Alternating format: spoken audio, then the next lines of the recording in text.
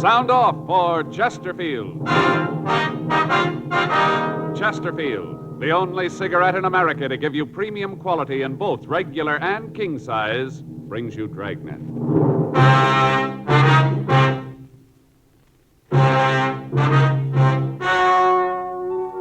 Ladies and gentlemen, the story you are about to hear is true. The names have been changed to protect the innocent.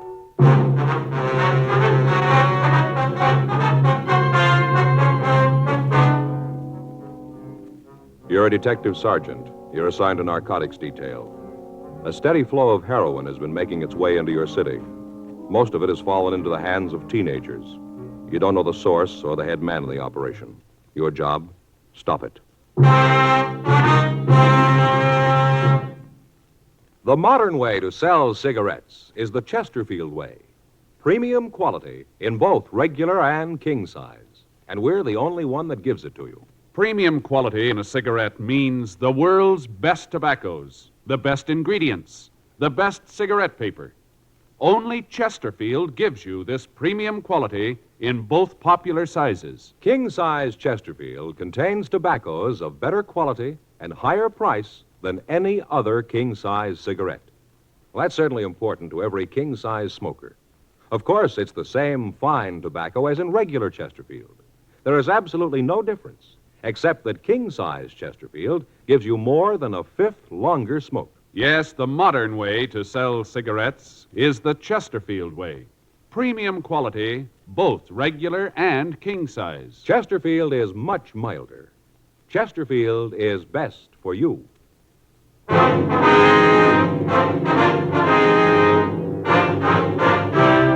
Dragnet, the documented drama of an actual crime. For the next 30 minutes, in cooperation with the Los Angeles Police Department, you will travel step by step on the side of the law through an actual case transcribed from official police files. From beginning to end, from crime to punishment, Dragnet is the story of your police force in action. It was Tuesday, April 6th. It was warm in Los Angeles. We were working the day watch out of narcotics detail. My partner's Frank Smith. The boss is Captain Kearney. My name's Friday. I'd just gotten off work, and I'd gotten a call from a friend who wanted to see me. It was 5:46 p.m. when I got to my apartment house.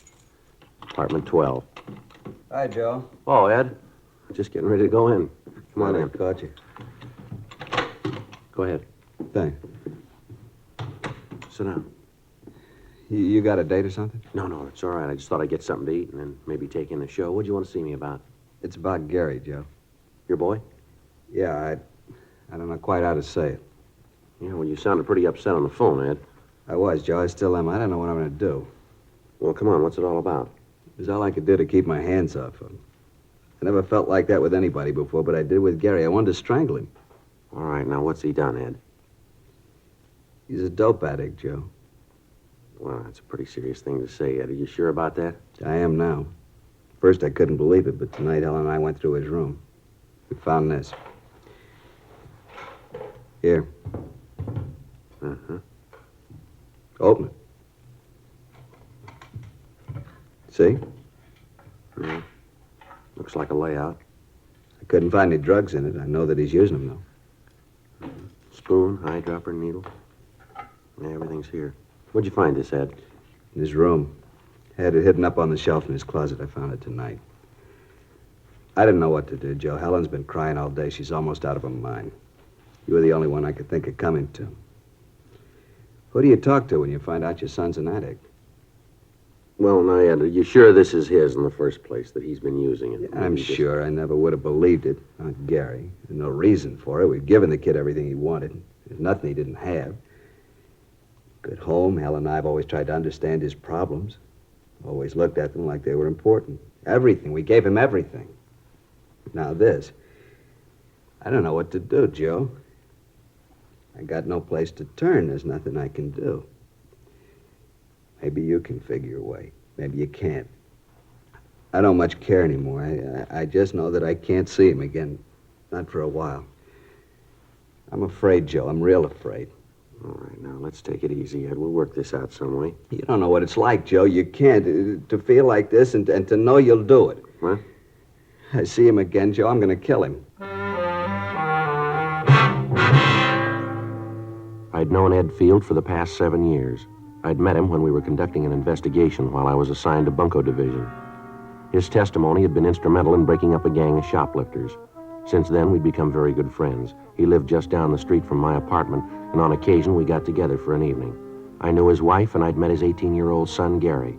The boy was a senior in high school, and as Ed had told me many times, his grades were well above average. The Field family was moderately well-to-do. Their home wasn't luxurious, but it was good-sized. To look at the boy, there was nothing that would cause anybody to think that he might be a user. 6:12 p.m. Field and I arrived at his home. Helen Field was waiting for us. She was a nice-looking woman in her early 40s. She let us in the house and showed us to the living room. It was obvious that she'd been crying. I don't know how to thank you for coming over, Joe. I guess Ed told you what it's all about. Yes, Helen, he did. Gary home yet? No, I haven't heard a word from him since he left. I didn't tell Joe what happened this afternoon. Thought it'd be better if he got it from you. Oh, all right. You want to sit down, Joe? Sure. I'll tell you. Thank you. Well, Gary came home this afternoon about 2:30. Mm-hmm. Walked into the house and went right to his room. He didn't say a thing to me. First, I thought that maybe he might be sick. I went to the room and he'd locked the door. I knocked, asked him if he was all right. Yeah. He called through the door that he was okay and for me to leave him alone. I asked him if there was anything I could do. You know, if he was sick, he might need something. I understand. What'd he say? Told me to get away. To leave him alone and get off his back. Those were his exact words. Leave him alone and get off his back. Mm-hmm. About 20 minutes later, he unlocked the door and came out. He seemed to feel fine. He came over and kissed me and said he was sorry about what he'd said. Said that he hadn't been feeling well and that he'd said those things without meaning them. Mm-hmm. I told him that he ought to wait until I could take his temperature. He said there was nothing wrong, for me to get out of his way, that he had some business to take care of and be home for dinner. I tried to stop him from leaving, and he pushed me aside. He knocked me down. Get my hands on him, I'll teach him. He stood there for a minute, and I thought he was going to cry. But he just turned around and walked out. Well, you any idea where he might have gone? What this business was that he was going to take care of? No, not the slightest idea. You can see what we're up against, Joe. I'm afraid to even see the boy. Yeah. When did you first figure that he might be using narcotics? When I came home, Helen told me what had happened. I thought about what would make the kid do a thing like this. The more I thought about it, the more there had to be only one reason. That's when Helen and I went through his room and found that kit. Mm-hmm. Has the boy been ill at all lately? Under a doctor's care? Something that you might not know about? No. I'm sure that if he was, we'd know about it. I want to see you, Gary. Yeah, I'll be right with him. I want to see you right now. You'll have to wait. Maybe there's something wrong with your ears, son. I'm not going to take that from you. Please, Ed, don't do something you're going to regret. Now listen, Helen, that boy's 18 years old. For all that time, we've done everything we could for him. We've given him a lot more than most boys his age have. I'm not going to stand by and see it all blow up just because he's a kid. That's no excuse. I want an answer for all this. What he's been doing, what happened this afternoon. I want those answers, and I want them now. Remember, he's only a boy. And I'm getting sick of that, too. Where is it? Now listen, boy, I know what's been going on. I want to talk to you about it. I don't want you to lecture me. All I want to know is where's the kid. Take it easy, son. What are you doing here? I asked him to come over. You can turn me in, huh? Your dad asked me to come over to see if I could help here. I don't need nothing from you, cop. I want the layout. Where is it? You aren't going to use that anymore. I want the layout. I gotta have it. Where is it? Please, Gary, don't get your father any more mad than he is. I don't care how sore he is or how sore he gets. I want the layout. I want it now. I can't think of any more simple way to say it. If I have to take it away from you, then I'll do it your way. You lousy bum. I'll teach you to talk to All right, take it easy, Ed. This isn't going to get you anywhere now. Come on, settle down, both of you. Get out of here. Get him out of here.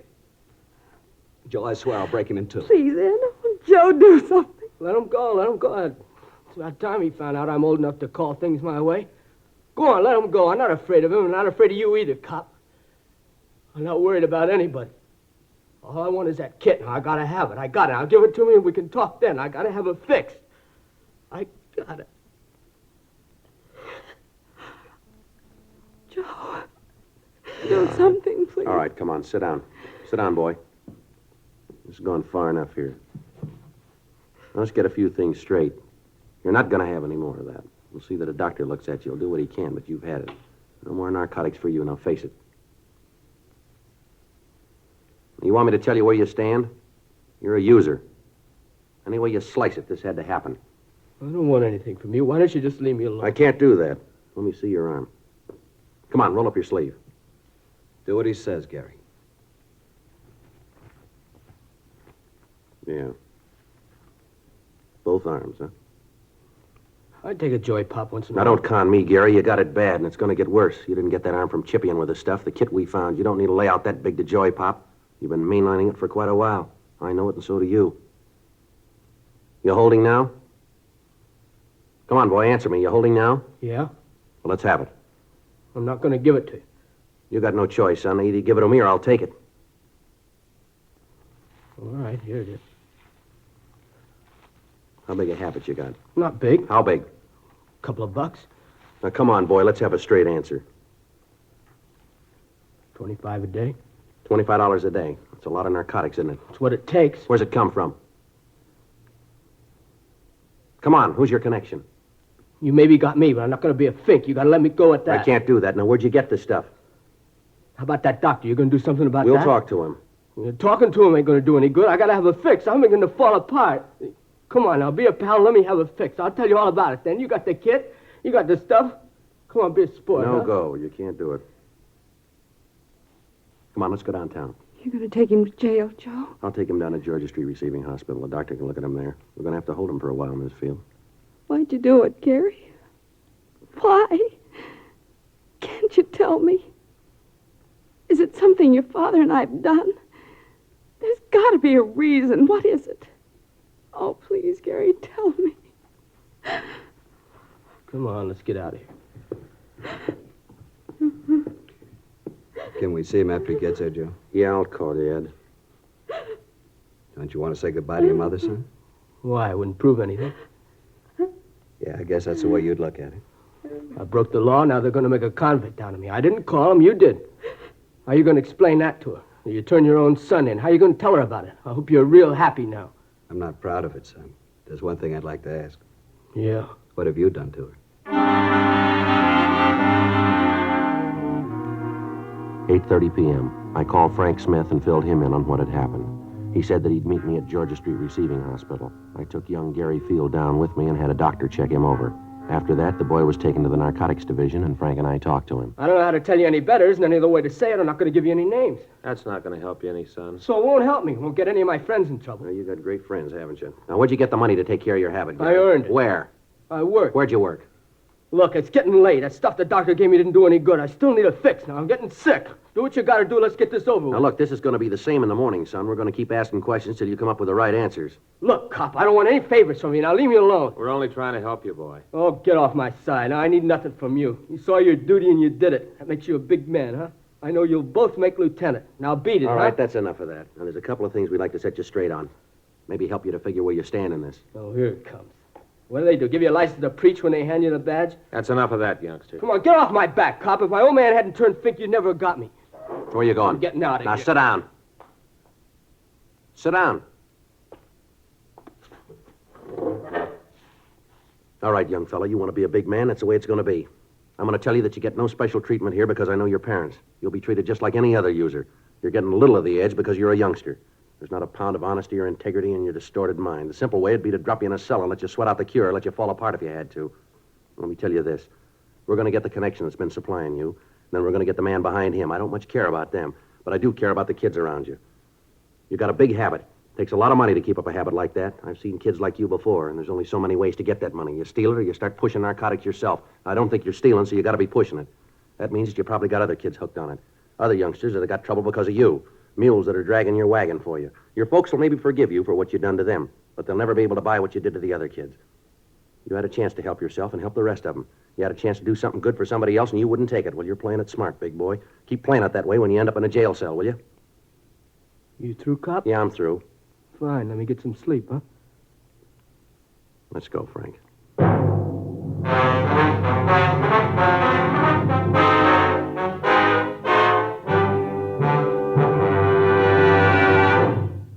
You are listening to Dragnet, the authentic story of your police force in action.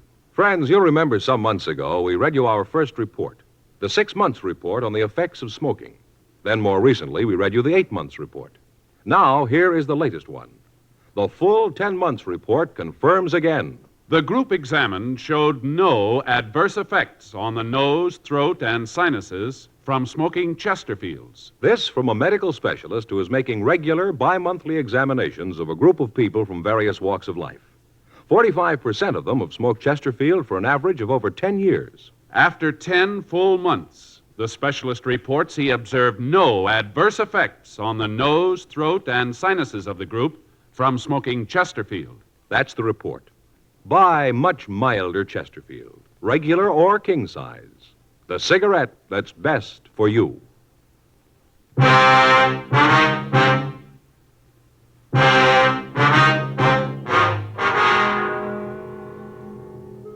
Gary Field was taken to the main jail and booked. Frank and I went back to the office to fill out the arrest reports. The next day, Wednesday, April 7th, we began to talk to Gary's friends and teachers. From all of them, we got the same story. Until 6 months before, the boy had been a model student. He was always at the top scholastically in each of his classes. He was a member of several honorary student organizations and had twice been nominated for president of his class. Then, apparently without reason, the boy's personality had changed. He stopped taking an interest in his schoolwork. Several of his teachers told us that he wouldn't have gotten passing grades at the end of the semester. He dropped out of the service organizations at school. From some of his teachers, we got the names of his close friends. Talks with them netted us little. They told us that Gary had dropped out of the crowd of youngsters that he'd been running with and had taken up with new friends. They told us that they didn't see much of him after school, that he'd gotten into fights with other students on several occasions, and that after a period of time, they'd stopped asking him to their functions. None of them were able to give us the names of his new friends. We checked with the neighborhood merchants. Most of them knew Gary. They said that he'd worked for them after school, but they hadn't seen him for several months. We asked them if they could help us locate his friends. They told us that they had seen him in the company of one particular man on several occasions, but they couldn't identify him for us. We got a description of the man, but it meant nothing to us or to the other members of the narcotics division. Photographs of known narcotics suspects were shown to the parents of Gary Field and to the storekeepers around the school. They couldn't identify any of them. 2 days passed. Friday, April 8th, we got a call from the field boy. Frank and I went over to see him. What'd you want to see us about, Gary? I wanted to tell you I've had it. What's that mean? Then I want to tell you about it. What's the matter? You been sick? A little. That's not why I called you, though. They treated me all right here, but I got to thinking. All right, go ahead. I used to read in the papers where the kids would turn themselves in or get caught and cop out. All about how they realized what they'd done. Always seemed like a lot of phony sob sister stuff. I know different now. I know what I've done. I know I got to stand for it. I'm not asking any favors because I know that I've done nothing to call for 'em. I'm not trying to be a hero or a martyr. I just want to help get this thing cleaned up. One thing I'd like to know, Gary. What's that? What made you get started on this stuff? You seem like a kid that has everything you want. You don't look like a kid who'd fall for it. Who knows? I'd give you 1,000 reasons they still wouldn't add. I guess I just wanted to be top man all the way around. How'd you get on it? Started lushing it up, then the tea, then the heroin. That's the way it runs, isn't it? Most of the time. I didn't figure I'd ever be hooked. Thought it couldn't happen to me. How wrong you can be. How long you had the big habit? About 6 months. Chippied with it about the same time before then. Where'd you get the money? Yeah, guess we had to get to that, huh? That's right. Where'd you get it? Well, I got some kids pushing this stuff for me. Worked for a while. It wasn't enough. By that time, the kids were hooked themselves. I was the only connection they had. They had to do business with me or do without it. Yeah? I told them that if they couldn't pay me in cash, I'd take merchandise. They'd bring it. I'd sell it. That way we both came out all right. They got their H, I got mine. You mean you got him to steal, that it? Yeah, I guess so. I never asked where they got the stuff. I just took it and sold it. With that and the stuff they sold for me, I made out. These kids pushing H for you? No. Well, they're shoving tea. I sell it to them for 4 bits a stick. They get up to $1.50 for it. Do you know where they peddle it? No, I never asked. All I was interested in was if I got mine. All right, give us their names, will you? Guess that's the only way, huh? That's the only way. Okay, I'll give them to you. How about your connection? Who's he? Guy named Jack? Jack who? I don't know, honest. I really don't. Where'd you meet him? Drive-in downtown? Where? Drive-in at the corner of Reno and Vernon. How do you set up the meet? I just go in there between 10 and midnight, park the car and order coffee. He comes over to the car. You mean that he's always there at that time, huh? Usually is. So your only source? Yeah. Anyone else pushing it around there? No, as far as I know. I think he's the only one in the operation. All right, you'd be willing to arrange a meet with him so we can pick him up? Yeah, I'll do it. All right, fine. Sure want to see the folks. I got so much to make up for. That's right, you have. Don't think I'll live long enough to do it all. 9:32 a.m. We got a description of the suspect known as Jack and also the names and addresses of the teenagers involved. Frank and I contacted the juvenile authorities and gave them the information. We went back to our office and had Gary Field check our files of known narcotic suspects. He was unable to give us an identification on Jack. 11:56 a.m. We took the boy to his home and talked with his parents. 12:30 p.m. Frank, Gary Field, and I drove to the corner of Vernon and Reno to check over the drive-in restaurant. It was set up in the usual way with a parking area around the main building for car service. In the rear of the lot was a building housing a cocktail bar, and there were parking spaces in front of that for the bar customers. As we drove past the place, Gary told us that he usually parked around the side of the main building and that this Jack came from the direction of the bar. He was unable to tell us whether the suspect drove a car or not. The plan was for Gary to introduce me as a narcotics buyer who was trying to get a local connection. It was agreed that because of the size of the buy I was to make, it would be necessary for me to deal with the head of the organization. 11:05 p.m. Gary and I got into my car and we drove to the drive-in. Frank followed us in a police unit. We arrived at the meet at 11:14 p.m. Frank stayed in the background and we waited. The suspect failed to make an appearance. The next night, the plan was repeated. Again, nothing. Sunday, April 10th, 10:05 p.m. We arrived at the drive-in. We waited. 11:05 p.m., 11:15, 11:30. No sign of the suspect. Midnight, 12:04 p.m.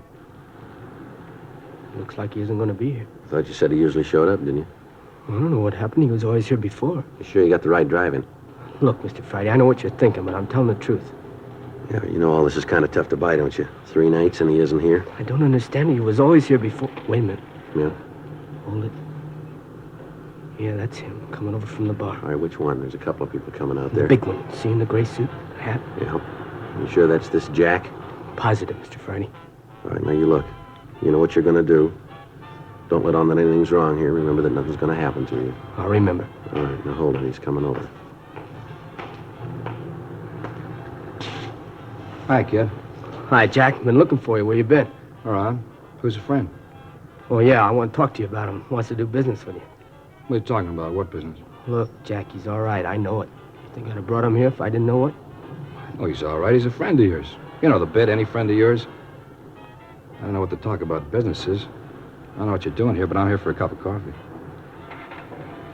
Better let me talk to him alone.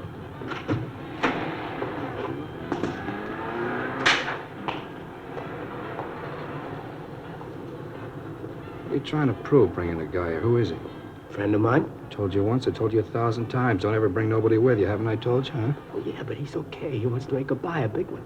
Crazy kid, you told him about it? Look, he's okay now. I know it.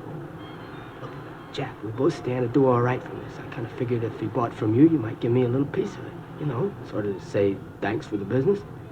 How long you known this guy? Long time. How long? A couple of years. How come I never seen him before? He doesn't hang around this part of town. What's he doing here now? Like I said, trying to make a buy. Where'd you meet him? Before I met you, I used to buy stuff from him. He moved out of town, went up north, does business up there. Last couple of days that I couldn't get in touch with you, I ran into him. He fixed me up, and then he told me he wanted to buy. Right away, I thought of you. All right, I'll talk to him. But I ain't making no deal. You just talk to him. You'll find out everything's okay. All right. You let me do the talking.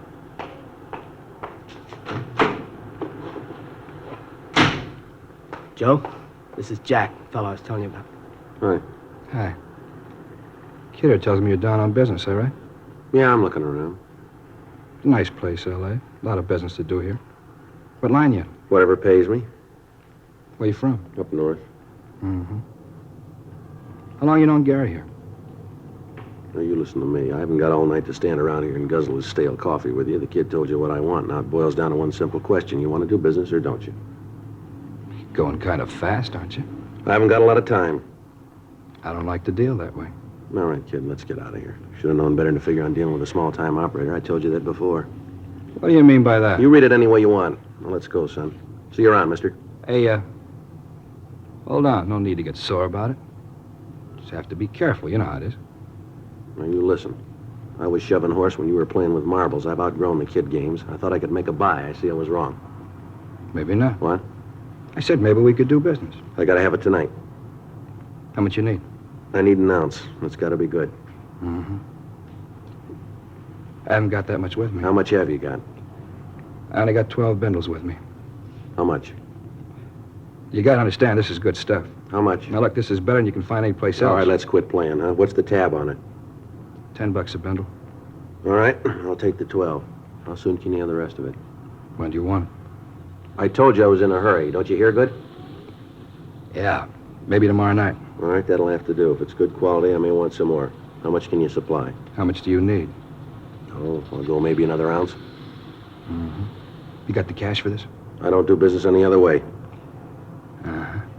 Wait here, I'll be back.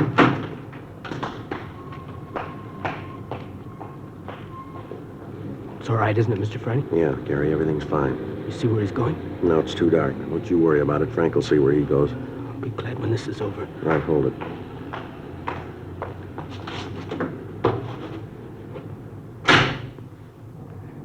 Okay, mister, let's see the money. I got it right here. Let's see the horse. You got it? All right, looks all right. Here. You don't mind if I count this? No, go right ahead. It's all there. $120, isn't that what you said? Just to make sure. Yeah. 50, 70, 90, 110, 120. Yeah, right, it's all here. Mm-hmm. Well, I'll see you tomorrow night, huh? Yeah, sure. I want to tell you, it's nice to do business with you. It's been a real pleasure. Well, it works both ways, mister. Mm-hmm. Well, I hope to see a lot more of you. You will. You're under arrest.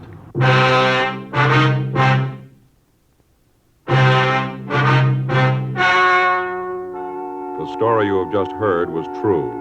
The names were changed to protect the innocent. On July 29th, trial was held in Department 89, Superior Court of the State of California, in and for the County of Los Angeles. In a moment, the results of that trial. Now, here is our star, Jack Webb. Thank you, George Fenneman. In 1952, American smokers bought more Chesterfields than ever before in the history of the industry. Today, sales continue to mount for two big reasons. Chesterfield is the first and only cigarette to give you premium quality in both regular and king size. Only Chesterfield gives you this scientific evidence on the effects of smoking. As we told you earlier, after 10 months, the group examined showed no adverse effects on the nose, throat, and sinuses from smoking Chesterfields. Change to Chesterfield yourself, regular or king size. Chesterfield is much milder. Chesterfield is best for you.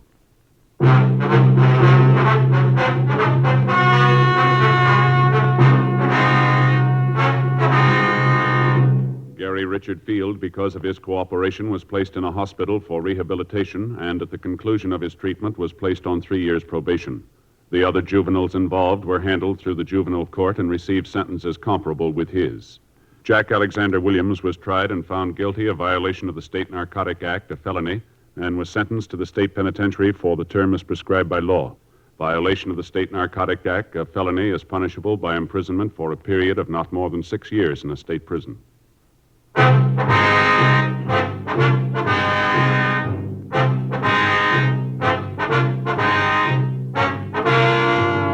You have just heard Dragnet, a series of authentic cases from official files. Technical advice comes from the Office of Chief of Police W.H. Parker, Los Angeles Police Department. Technical advisors, Captain Jack Donahoe, Sergeant Marty Wynn, Sergeant Vance Brasher. Heard tonight were Ben Alexander, Harry Bartell, Virginia Gregg, Eddie Firestone. Script by John Robinson. Music by Walter Schumann. Hal Gibney speaking. For a million laughs, tune in Chesterfield's Martin and Lewis show Tuesday night on this same NBC station. And sound off for Chesterfield, either regular or king size. You'll find premium quality Chesterfields much milder. Chesterfield is best for you. Chesterfield has brought you Dragnet, transcribed from Los Angeles.